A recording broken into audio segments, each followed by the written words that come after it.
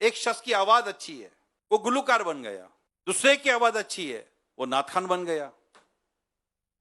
آواز کا استعمال دونوں نے کیا ہے، آواز کا استعمال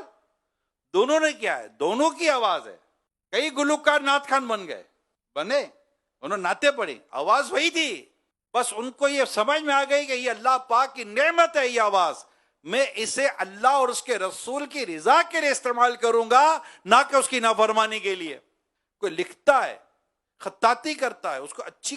جیسے آج کل کیلیگرافی بڑا ایک مطلب کہ فن چلا ہے، لوگ بناتے کچھ بھی بنا لیتے ہیں، کیلیگرافی کرتے ہیں۔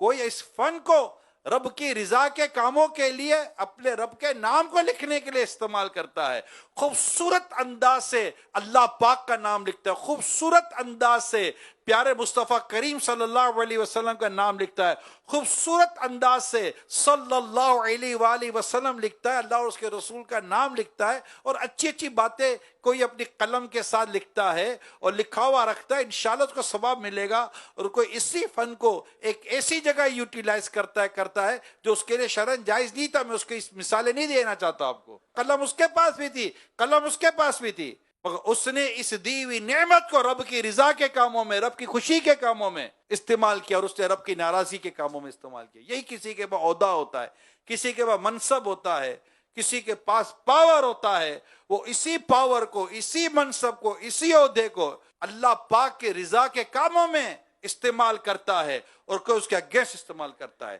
اسی طرح اللہ پاک کسی کو مال و دولت عطا کرتا ہے، اس کو رزق حلال میں سے نعمت عطا کی گئی، اور اس کو اچھا مال اللہ پاک نے عطا کیا، اور اس مال کو اپنے رب کی رضا کے کاموں میں خرچ کرتا ہے، اور ایک آدمی اسی مال کو اللہ پاک کی نافرمانی میں خرچ کرتا ہے۔ بات ڈفرینسز کو سمجھے آپ،